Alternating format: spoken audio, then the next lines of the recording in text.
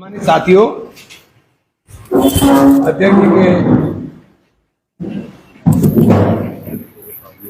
आपको अध्यक्ष जी ने जो बताया, ये दलित अधिकार मांग पत्र कांग्रेस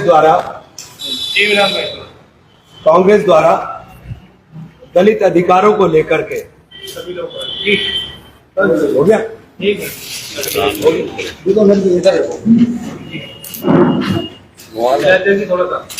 हो गया।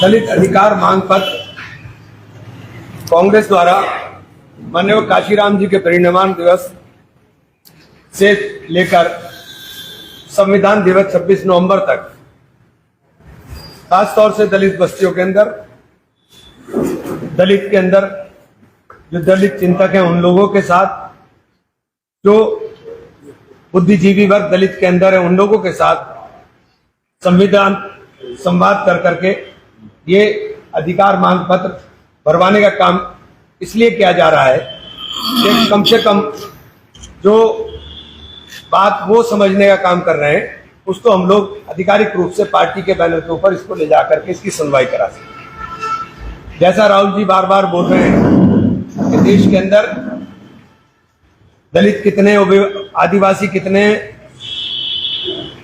शेड्यूल कास्ट, शेड्यूल ट्राइब, इनकी गिनती करा करके इनकी आबादी के अनुसार इनको इनका अधिकार दिलाने की जो मांग राहुल जी ने कर कर एक लंबी लकीर देश की राजनीति के अंदर खींचने का काम किया है,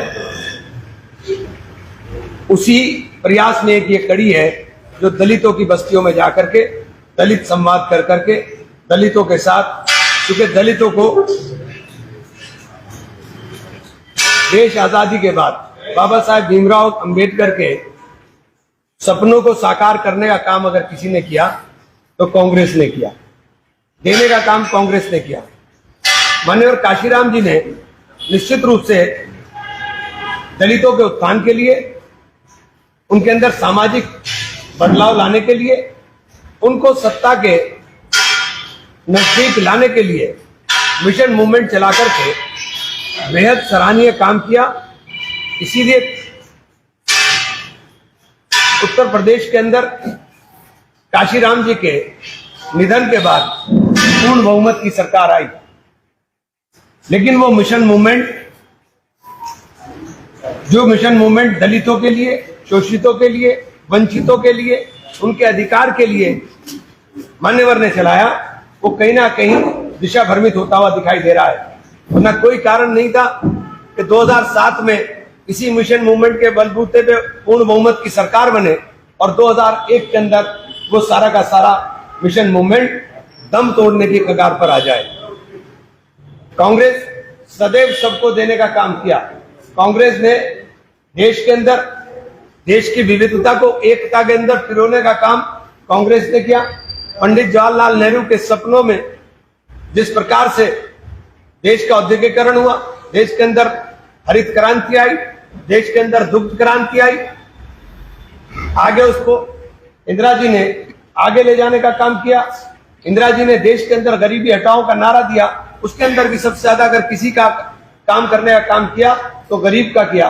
कांग्रेस के दिल के अंदर देश बसता है, कांग्रेस के अंदर दिल के अंदर देश के अंदर रहने वाले नागरिक बसते हैं, इसलिए उसको सबके दर्द का एहसास है। इसीलिए राहुल जी ने कहा कि देश के अंदर अभी कास्ट सेंसस कराएंगे और उसके बाद हम इकोनॉमिक सर्वे कराएंगे कि देश का कितना पैसा कितने लोगों के पास है। क्या कारण है कि 2 लाख लोगों के पास देश का 90% पैसा है, 2 लाख लोगों के पास देश का 90% से अधिक धन है, और जो 10% के अंदर है, जो 10% के अंदर है, 1 करोड़ से ऊपर वाले लोग अगर उनकी काउंटिंग करें तो वो 9% में आ जाए। 99% लोगों के पास देश के अंदर पैसा नहीं है। ये इकोनॉमिक सर्वे देश को नई ऊंचाई पर ले जाने का काम करेगा। जब तक देश के अंदर देश के रहने वाले लोगों की सहभागिता नहीं होगी तब तक देश कोई तरक्की नहीं कर सकता। तो राहुल गांधी जी ने एक बहुत बड़ी सोच के साथ, एक बहुत बड़े विजन के साथ देश के सामने एक तस्वीर रखी है और उसके ऊपर हम लोग, सब लोग जो कांग्रेस के लोग हैं, हम सब लोग काम करने का काम करेंगे। बहुत बहुत धन्यवाद। विधायक जी, आपने दलित अधिकार मांग पत्र जो रखा है, इसमें दलितों को क्या समस्या समझ रहे हैं? आपकी समस्याएं हैं उनके सामने, उन्हें क्या और मिलना चाहिए? देखिए, दलितों की समस्याओं के लिए दलित मांग पत्र रखा गया है। बहुत सारी समस्याएं जो आप भी जानते हो, मैं भी जानता हूँ, लेकिन बहुत सारे कुछ ऐसी चीजें भी हो सकती हैं जो शायद हमारी जानकारी में ना हो। तो जड़ के ऊपर जाकर के, रूट के ऊपर जाकर के, कांग्रेस के नेता का सपना है कि रूट के ऊपर जाकर के, जड़ के ऊपर जाकर के समस्याओं को समझो, तभी इनके समाधान की बात करें। दलितों के सामने क्या समस्या इस तरह की हैं जो आप थोड़ा बताएं? क्या बताऊं मैं? नहीं बताओ, आप जो जिस मांग करेंगे। आप एक बात बताइए, मुझे एक बात बताइए, हमने दलितों को आरक्षण दिया, क्या आरक्षण मिल पा रहा है? बिल्कुल। संविदा के नाम के ऊपर आपने आरक्षण खत्म करते जा रहे हो। तो बहुत सारी चीजें हैं, वो एक नहीं है। वो आपको 2 लाइन के अंदर मैं समझा दूं कि 2 लाइन में समझ में आ जाए, ऐसा नहीं है। बहुत सारी चीजें हैं। तो दलितों के अंदर शिक्षा के ऊपर, दलितों के अंदर सामाजिक उत्थान के ऊपर, दलितों के अंदर जो मूलभूत समस्याएं जो जाकर के हम लोग देखने का काम करेंगे, उसे मांग पत्र के रूप में कांग्रेस के सामने रखने का काम करेंगे, जिससे हम लोग आगे लड़ाई लड़ सकें। ये तो काम बीजेपी भी इस बात को कहती है और मायावती इस बात को कहती है, चंद्रशेखर भी इस बात को कहते हैं, तमाम जितने भी नेता सभी इस बात को कहते हैं। आप अपने आप को अलग कैसे साबित करेंगे? हमें अलग साबित करने की जरूरत नहीं है, सब लोग हम देश के ही हैं। हमें अलग साबित करने की क्या जरूरत आ रही है? अगर बीजेपी कहती है तो बीजेपी करे ना। बीजेपी के पास तो सत्ता है। बीजेपी ने 9 साल की सत्ता में क्या किया वो बता दे, कि उन्होंने कितने दलितों को अधिकार दे दिए वो बता दे। बिहार में कहीं चुनावी एजेंडा तो नहीं है ये दलित कार्ड? जी, चुनावी एजेंडा तो नहीं रहेगा ये जो दलित कार्ड? जो राहुल गांधी के मुंह से निकले हुए लफ्ज हैं वो कभी चुनावी एजेंडे नहीं होते, जुमले नहीं होते। राहुल गांधी जो बोलते हैं वो करते हैं, और जो कहते हैं वो करके दिखाते हैं। और पिछले उदाहरण आप राहुल गांधी जी के उठा लीजिए, उन्होंने जितने कर्नाटक में वादे किए थे, सत्ता में आने के 24 घंटे के अंदर उनके ऊपर अमल चालू कर दिया था। इमरान भाई, आप मानते हैं कि कांग्रेस ने बहुत तरक्की कराई है देश को? मैं दूसरी पार्टी में रहते हुए मानता था, अब तो मैं कांग्रेस में हूँ। अब आप ये बात कैसे कह दोगे? आप पंडित जवाहरलाल नेहरू के उस प्रयास को कैसे खत्म कर दोगे? उन्होंने देश के अंदर औद्योगिक क्रांति लाने का काम किया। सीधे से जुड़ा हुआ सवाल है कि उसके बावजूद लोग कांग्रेस छोड़ के क्यों जा रहे हैं? देखिए, कांग्रेस, अब तो कांग्रेस में आने का सिलसिला लगा हुआ है। अब जाने का कहाँ बात कर रहे हो? अब तो रोज आने वाले लग रहे हैं। नहीं नेताजी, आप ही चले गए थे अब से 1 साल पहले। आप सपा में भी गए, फिर बसपा में गए, उसके बाद फिर आप कांग्रेस में आ गए। तो ऐसा मैंने इस बात का जवाब 2 दिन पहले मेरी प्रेस वार्ता आपने सुनी होगी, मैंने कहा था, फिर दोहरा रहा हूं कि मैं न पहले जाना चाहता था जब मैं गया था, और मैंने अपनी मीटिंग में भी ये बात कही थी कि मैं नहीं जाना चाहता था, तुम्हारी वजह से गया था, जो कार्यकर्ताओं का दबाव चल रहा था यहाँ पर, और तुम्हारे चक्कर में मेरा पेंडुलम बन गया। कभी मैं इधर लुढ़क रहा हूँ, कभी मैं इधर लुढ़क रहा हूँ। अब ये चाहते हो कि मैं कांग्रेस में चला जाऊं, तो मैं चला जाऊंगा, क्योंकि वो बड़े दिल के लोग हैं। लेकिन अगर अब जाऊंगा तो फिर कब्र तक कांग्रेस में रहूंगा। ये मैंने परसों प्रेस में दिया था, यही अब फिर दोहरा रहा हूँ। नहीं, आपने तो ये भी कहा था कि मुलायम सिंह के भाई मेरे जो आइडियल रहे हैं किसी टाइम में, प्रेस कॉन्फ्रेंस में आपने कहा था। अब राहुल गांधी आपके आइडियल? नो, आइडियल नहीं, आप गलत शब्द का इस्तेमाल करें। शिवपाल जी का मैं सदैव सम्मान करता हूँ, करता रहूंगा जीवन भर। बढ़िया आदमी है, उनके बारे में हमेशा कहा है कि शिवपाल जी मेरे, क्योंकि हमारे बड़े भाई की तरह मैंने उन्हें हमेशा माना, और बड़े भाई की तरह उन्होंने मुझे हमेशा सम्मान दिया। तो मेरे संबंध है, मैं हमेशा निभाऊंगा उनको। ये क्या बात होगी? विधायक जी, कल परसों फिरोज आफ्ताब जी ने जैसे सदस्य ग्रहण करी कांग्रेस। अब पार्टी में लाइन लगी हुई है, अब तो माशाल्लाह, अब क्या दिक्कत है?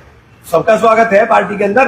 राहुल गांधी जी की यात्रा राहुल गांधी जी की यात्रा के बाद आप लोग देख रहे होंगे कि लगातार कांग्रेस की तरफ लोगों ने देख लिया। इस देश में अगर भविष्य है तो राहुल गांधी है। 2024 में क्या आप लोग मान रहे हैं? सरकार बननी है निश्चित तौर पर। ईवीएम फैक्टर को कैसे सरकार आपकी बनेगी तो क्या पूरे देश की जाति जनगणना कराएगी आपको पार्टी? भाई, पार्टी की तरफ से आधिकारिक रूप से प्रस्ताव पारित हो गया CWC के अंदर कि अगर जहां हमारी सरकार है वहां पर हम इस काम को शुरू करा चुके हैं, और जब हमारी सरकार आ जाएगी हम पूरे देश में कराएंगे। और हम दबाव बना करके इसको छोड़ने वाले नहीं है, हम दबाव बना करके इसको हर सूरत में हर स्टेट के अंदर लागू करेंगे। CWC ने प्रस्ताव पारित कर दिया। आपकी सरकार आने पे महंगाई पर कैसा अंकुश लगाएंगे? लगातार महंगाई है, पहले नहीं लगा, पहले से बढ़ती आ रही ये है। पहले नहीं लगा क्या? कांग्रेस बढ़ती आ रही, 1150 रुपए का है। ऐसा है, पहले नहीं महंगा है। कांग्रेस के दिल में देश है, कांग्रेस के दिल में अंबानी नहीं, ये जो संपत्तियां अडानी नहीं। राजस्थान में 500 है, ऐसे करेंगे जैसे राजस्थान में क्या 500 का सिलेंडर है, तो इसी देश में वो प्रदेश है 500 रुपए का सिलेंडर कांग्रेस ने किया और 500 रुपए का मिल रहा है। ऐसे ही महंगाई को घटाने और जहां कांग्रेस सरकार है, हिमाचल प्रदेश हो गया, कर्नाटक हो गया, सब जगह उसी पे काम हो रहा है, महंगाई घटाने को लेकर काम हो रहा है। नेताजी, जिस तरह की आप हिमाचल में आई है, अगर कोई और सरकार होती नहीं। इजराइल और फिलिस्तीन का झगड़ा चल रहा है तो कांग्रेस ने फिलिस्तीन का समर्थन किया है, बीजेपी कह रही है तुष्टीकरण की राजनीति कर रही है। बहुत बढ़िया क्वेश्चन है, बैठ जाओ यार। बीजेपी कह रही देखिए, है हमारा फिलिस्तीन के साथ सदियों पुराना संबंध है देश का। हमेशा यासिर अराफात जी की, इंदिरा जी की जिस तरह से दोस्ती रही सारे विश्व ने देखी है। जिस तरह से फिलिस्तीन के अंदर जुल्म, जाती सितम करने का काम किया गया वो पूरी दुनिया ने देखा है। इजराइल ने किस तरह से फिलिस्तीन के ऊपर कब्जा किया, पिछले कई दशकों के अंदर 15 लाख से ज्यादा लोग फिलिस्तीन के अंदर मारे गए, वो सारी दुनिया ने देखा। तो केवल एक देश की संप्रभुता है, दूसरे देश की संप्रभुता कुछ नहीं है, ये दोहरे मापदंड है। और मैं धन्यवाद दूंगा राहुल जी को, धन्यवाद देंगे कांग्रेस को कि कांग्रेस ने सत्य के ऊपर खड़े होकर के अडिग बात कही है। और आज देश के अंदर जो हमारी सरकार है, देश क्योंकि हम जब विदेश की बात होगी तो फिर हम एक देश की बात करेंगे, अपने देश के साथ जो प्रधानमंत्री जी कहेंगे हम उसके समर्थन करेंगे। प्रधानमंत्री जी को भी कहना चाहते हैं कि प्रधानमंत्री जी, चूंकि आपकी दोस्ती इजराइल से भी, आपकी दोस्ती फिलिस्तीन से भी है, तो ऐसी भूमिका का निर्वहन करें कि ये नरसंहार बंद हो। ये नरसंहार जो हो रहा है जिसमें बेकसूर लोग मारे जा रहे हैं, जो इजराइल में मारे गए वो भी गलत था, और जो इजराइल ने इसके फिलिस्तीन में जो मारने का काम कर रहा है वो भी गलत है। उन बेगुनाहों की 20 लाख लोगों की क्या गलती है? जितने हमास के लोग थे उनके साथ आपका झगड़ा था, आप 20 लाख लोगों को आपने पानी, बिजली सब काट दिया, ऊपर से बम मार रहे हो। तो ये नरसंहार जो है ये बंद होना चाहिए, और कांग्रेस ने इसका समर्थन किया। इसके लिए कांग्रेस का सब लोगों को शुक्रगुजार होना चाहिए। इमरान भाई, आप कांग्रेस में आ गए, आप चुनाव लड़ेंगे या चुनाव लड़वाएंगे? भाई साहब, जो कांग्रेस जिम्मेदारी देगी मैं वो करूंगा। ठीक है।